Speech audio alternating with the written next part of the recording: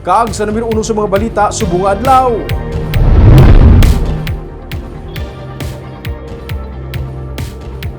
Mga residente kag grupo sa mga mananagat dismayado sa pagpabuod ni Bacolod City Mayor Abdi Benitez sa pagpatukod sa reclamation project sa coastline sa Barangay Banago sa Bacolod. May report sa Nico Delfin. Humalin sa naduso ang reclamation project sa Barangay Banago, nagapamatok na si Ruque Ducay Jr. bangod ginakabalak-an nila ang posibilidad nga mawadan sa ngilistara ng iya pamilya sa Purok Mahimulaton. Nagabaligya siya sang linuto kag panagat man ang iya palangabuyan, amo nga nagapati siya nga dako ang mangin epekto sa ginaplano nga reclamation project sa ila. Kung gusto sa gobyerno, miska na no takakuan, natagyapo nimo kay gakuan ng gobyerno nga i-improve man ang Bacolod. Pero kung tani, ano lang tani, mga kondisyon mo tani? Gaan man tali kung ano ang konsiderasyon sa pumuluyo ihatag Manila kung pangabuhi man sila mo. Pero para kay Mayor Albi Benitez, mas makabenepisyo sa mga kasubong ni Ducay ang reclamation project bangod mangin dugang ini nga lugar para sa housing project sa informal settler families kag mangin dako man ini nga development para sa dugang nga investment sa syudad. Mismo ang local government unit ang nagadihon karon sang public-private partnership upod sa Bacolod Reclamation Gateway Corporation para sa 248 hectares nga reclamation project sa kilid sang baybay sa Barangay Banago.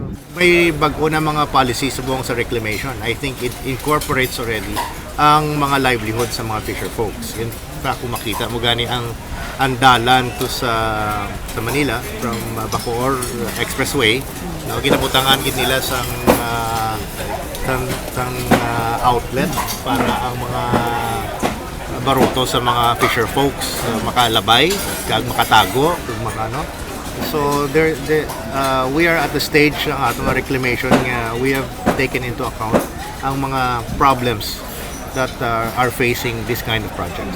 Pero dismayado diri ang katapos ang Purok Lilang Integrated Fisher Folks Women Association, ilabi na nga wala man na plastar sa ila ang mga plano angot sa mangin epekto sa ginaplano nga reclamation project. Magluwa sa PPP project sa tunga sa syudad kag private proponent, nagahinyo man karon sang resolution of no objection no kunrono sa konseho ang pamilya sa negosyante nga si Jerry C. para sa plano nga pag-reclaim sang 150 hectares sa amuman nga barangay. Inagalang tagaan nila rason ko na ano nga pamagi ko na kay ti kadami na pirmi nagagwa nga nang makabulig samon makaamo na samon paano nga pagbulig explica rin ko ano nga kung madayon na ano nga pagbulig ang ila samon nga hindi kami mapiktuhan inulis mayado amo gani siling ko nga sang gapalapit ang eleksyon ang ginatawag nila nga plataporma nga magbag-o ang Bacolod, bagohon. Karon anong gwa sang pagbago?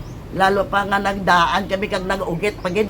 Ginalauman naman sang pila pa ka mga residente nga kun matigayon man ang proyekto, hindi sila madulaan sang puluyan kag mapalayo sa ila nadak-an nga palangabuyan. Dapat may sayloan kami nga ano. May May pasatan mga tao nga ando diyo. May araw ng sayloan nga mayo. ang Committee on Environment sang Konseho nagpasalig nga mag-aagi anay sa insakto nga proseso ang tanan antes posible matigayon ang proyekto. Natala naman ang madason nga public hearing para mahibaluan ang tinutuyo sang pamilya sang negosyante angot sa reclamation project sa amo nga barangay. Nico Delfin para sa DG Cast Negros.